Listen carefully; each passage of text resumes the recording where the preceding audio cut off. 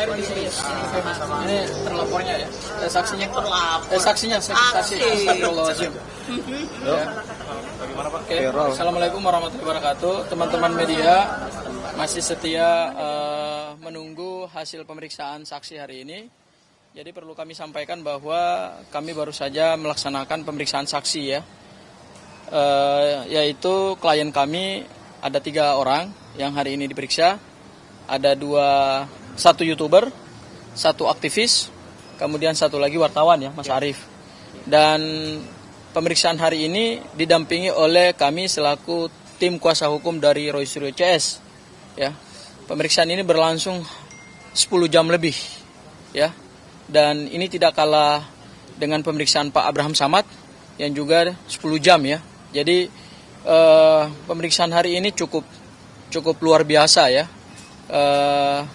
Dan untuk daftar pertanyaannya tadi, untuk saksi Arief Nugroho selaku seorang wartawan, itu daftar pertanyaannya adalah ada 54 pertanyaan yang ditanyakan oleh penyidik Polda Metro Jaya. Kemudian Bu Mary 36 pertanyaan ya. Jadi kami sudah menjawab, klien kami sudah menjawab semua pertanyaan yang diajukan. Nah, perlu saya sampaikan beberapa hal. Ini terkait dengan relevansi antara apa yang sekarang sedang disidik oleh Polda Metro Jaya, yaitu adanya dugaan tindak pidana pencemaran nama baik, fitnah, kemudian juga Undang-Undang ITE, kemudian juga adalah penghasutan, gitu ya. Ini sama sekali kalau kita lihat relevansinya ini memang tidak punya korelasi yang cukup signifikan ya, terutama kepada saksi yang dalam kapasitas sebagai wartawan dan YouTuber ya. Tadi di dalam pemeriksaan ada beberapa pertanyaan yang dikonfrontir kepada saksi terkait dengan pertemuan di beberapa tempat ya, dimulai dari pertemuan di Bareskrim Polri pada saat TPUA membuka laporan terhadap Pak Joko Widodo dalam dugaan tindak pidana pemalsuan dokumen. Kemudian juga ada video pada saat TPUA melakukan audiensi di DPD RI untuk mencari dukungan atau menyampaikan dukungan terkait dengan upaya untuk membuka ya dugaan pemalsuan dokumen berupa ijazahnya Pak Jokowi. Kemudian juga ada video yang terkait di DPD, kemudian di Bareskrim Polri, kemudian di tempatnya Pak Egy Sujana juga ya. Nah, ada beberapa pertanyaan-pertanyaan yang sangat sama sekali tidak relevan kepada saksi. Misalnya yang berkaitan dengan apakah saudara saksi mengenal dengan TPUA, ya, itu tidak relevan. Kemudian siapa yang membiayai TPUA? Ya, itu juga tidak relevan. Kemudian juga apakah saksi menjadi operator dari sekian channel YouTube ya yang berhubungan dengan isu ijazah palsu ya. Termasuk juga apakah ada hubungan dengan Abraham Samad Speak Up ya, channel YouTube-nya gitu. Nah, ini pertanyaan-pertanyaan yang sebenarnya tidak ada relevansinya gitu. Justru yang kami lihat hari ini adalah adanya upaya dari Polda Metro Jaya untuk memperluas keterangan saksi, ya, sehingga ini ada kemungkinan 2 hal. Yang pertama adalah Polda Metro Jaya berusaha untuk melakukan pembungkaman terhadap teman-teman pers, terhadap teman-teman YouTuber yang begitu aktif menyampaikan informasi kepada masyarakat terkait dengan kegiatan dari TPUA, terkait juga kegiatan dari teman-temannya Roy Suryo CS gitu ya, dalam memberikan informasi kepada publik. Itu asumsi kami yang pertama. Dan yang kedua adalah ini jangan sampai ada upaya untuk memperluas calon tersangka. Ya, karena berdasarkan SPDP resmi yang dikirim Polda Metro Jaya kepada Kejaksaan Tinggi DKI, itu ada 12 terlapor ya. Dan tidak menutup kemungkinan berdasarkan materi-materi pemeriksaan hari ini dan nanti ada juga saksi-saksi baru yang akan diperiksa ke depan, ini tidak menutup kemungkinan ternyata Polda Metro Jaya bukan hanya menyasar 12 orang, tetapi kemungkinan calon-calon yang akan terlapor yang statusnya bisa tersangka, kemudian saksi bisa dinaikkan juga statusnya sebagai tersangka, ini bisa lebih luas lagi gitu loh. Artinya kalau lebih luas lagi, berarti kita melihat di sini Polda Metro Jaya tidak fokus terhadap perkara pidana gitu ya. Unsur utama dalam perkara ini kan adalah adanya dugaan tindak pidana pencemaran nama baik yang dilaporkan oleh Pak Jokowi.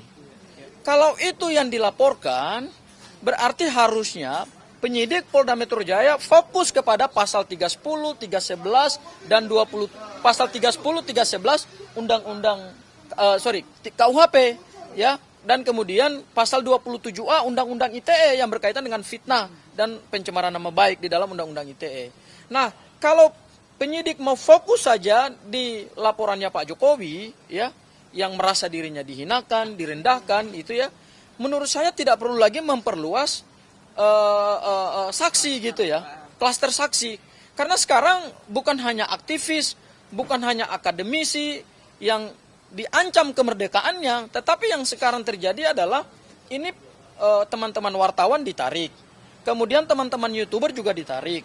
Kami melihat bahwa jangan sampai kemudian Polda Metro Jaya keluar dari pokok perkaranya gitu loh. Pokok perkaranya kan adalah pencemaran nama baik terhadap Pak Jokowi.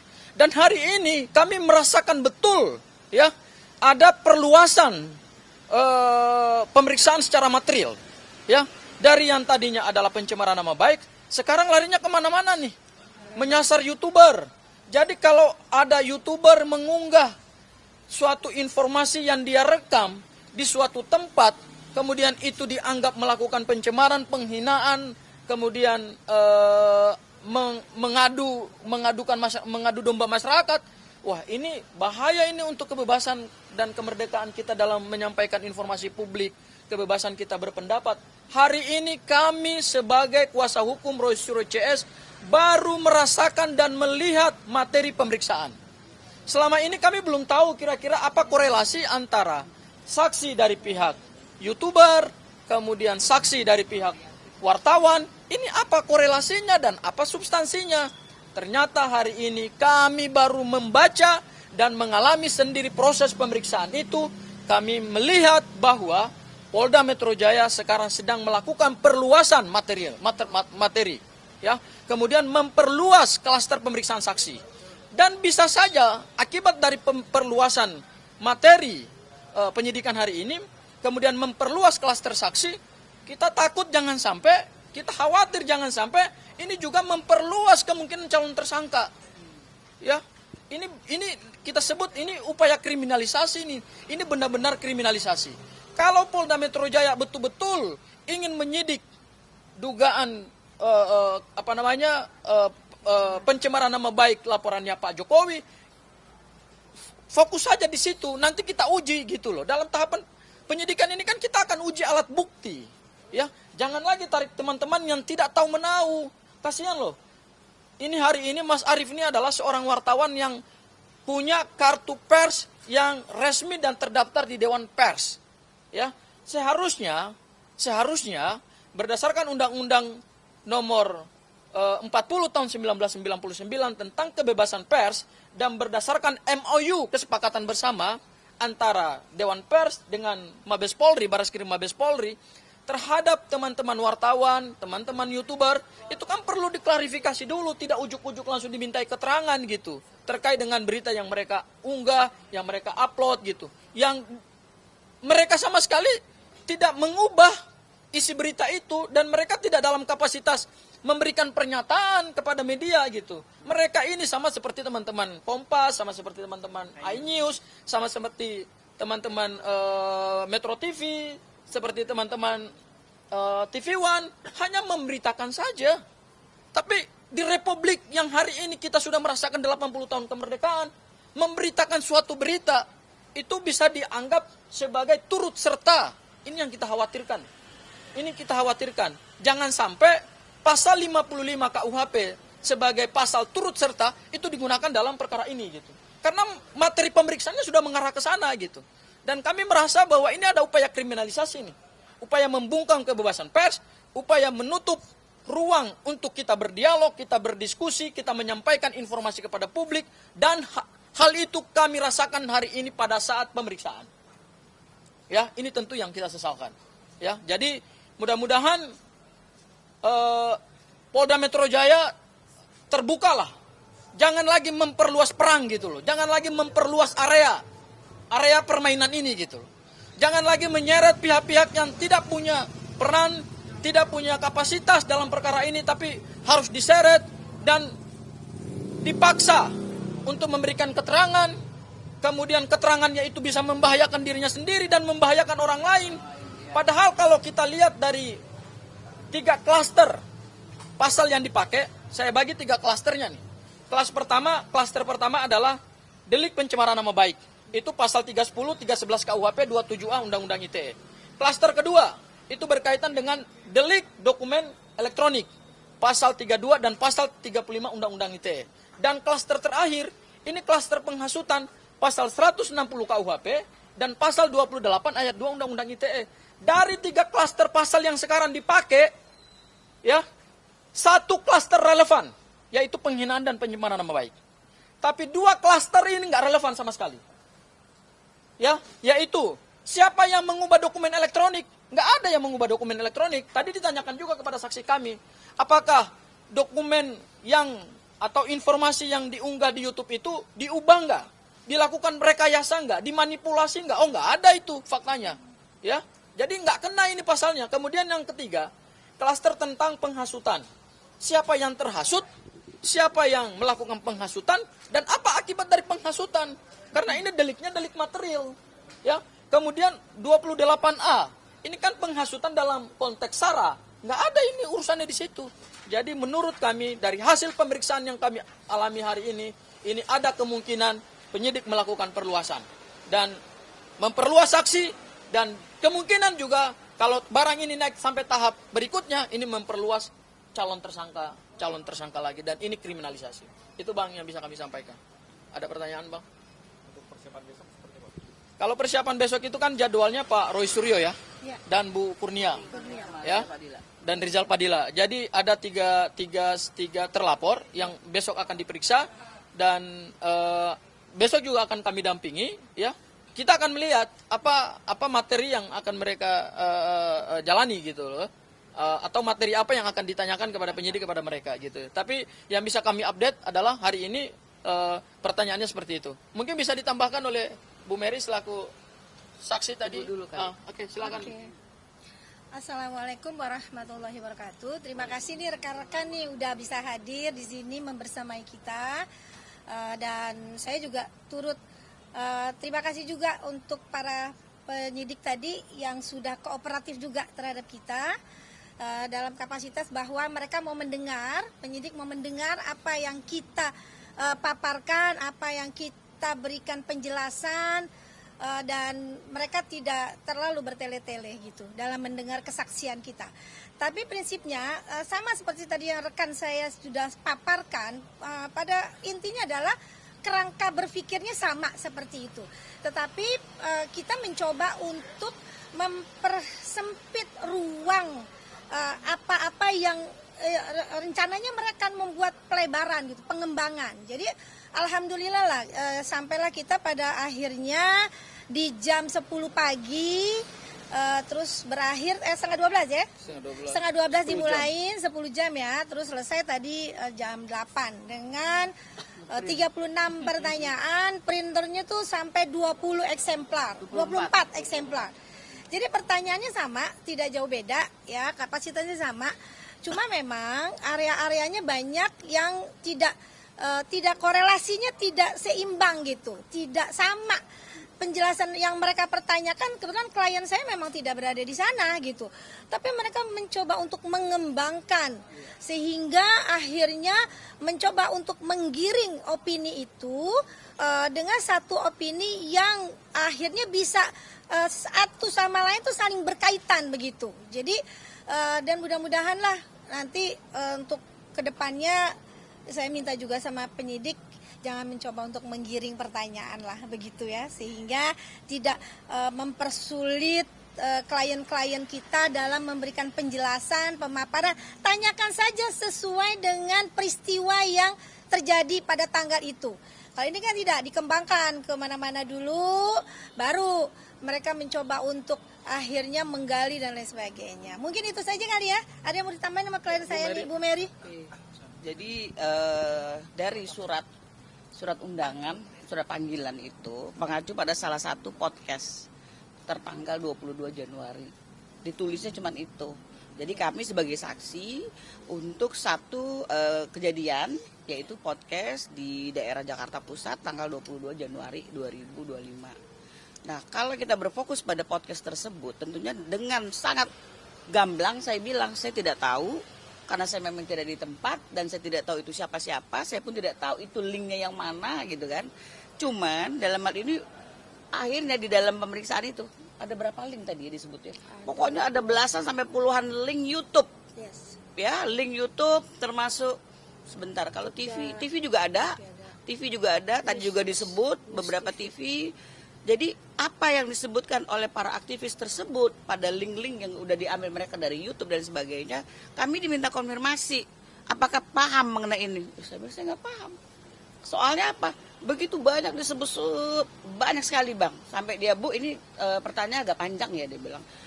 Dari dimulai dari 22 Januari gini-gini, kemudian ada di YouTube oleh si ini, kemudian ada ini lagi, ada lagi pemberitaan ini, panjang banget, mungkin ada hampir 30 kali tadi, 30 link media ya, atau video. Apakah ibu paham mengenai alur ini? Saya nggak bisa. Even kita kami pun ditanya kapasitas kita gitu. Saya bilang kami tidak dalam kapasitas sebagai tim TPUA, bukan. Dan kami bukan simpatisan dari TPUA, kami hanya emak-emak, betul ya emak-emak ya? Emak-emak yang masih ada waktu untuk negara ini. Dan kami terpanggil untuk istilah gini loh, terserahlah mau ijazah asli atau palsu, terserah gitu ya. Yang penting ya tunjukin aja gitu loh ijazahnya. Jadi kita nggak berpanjang-panjang. Jangan banyak-banyak korban, nggak jelas, kasihan.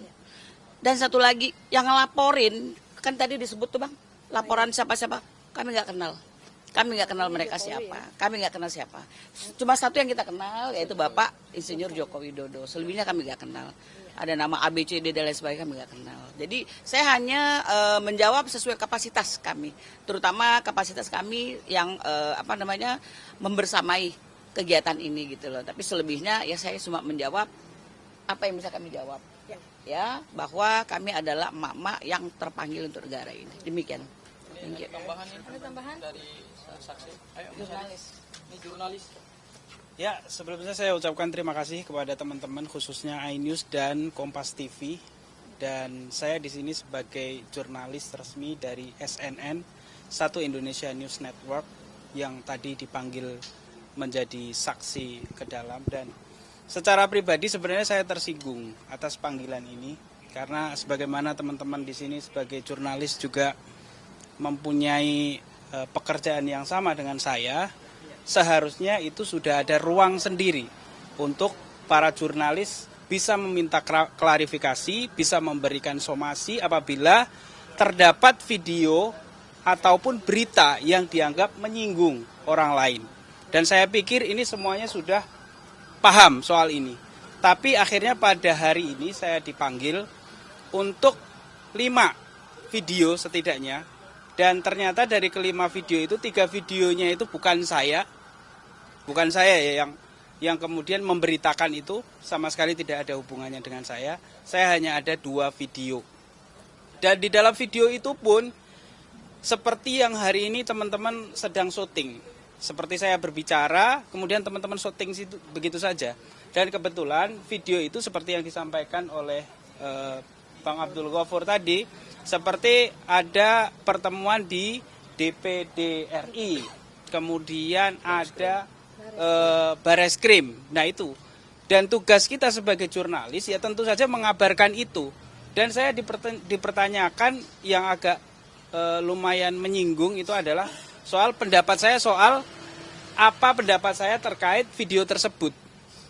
Nah kan sebenarnya itu tidak layak kalau itu ditanyakan ke saya. Seharusnya itu ditanyakan kepada yang bersangkutan gitu. Dan tugas jurnalis kan hanya memberitakan, menyampaikan, memberikan informasi kepada masyarakat karena ini adalah bentuk dari kemerdekaan pers. Dan itu sudah diatur di dalam Undang-Undang Pers nomor 40 tahun 1999. Jadi saya pikir ini tidak menjadi monsterisasi bagi para jurnalis-jurnalis berikutnya yang ingin memberitakan satu berita yang memang berita itu layak untuk dinikmati atau untuk disajikan kepada masyarakat secara umum. Dan mudah-mudahan ini menjadi pelajaran lah buat pada dalam hari ini pihak kepolisian untuk tidak mengulanginya lagi.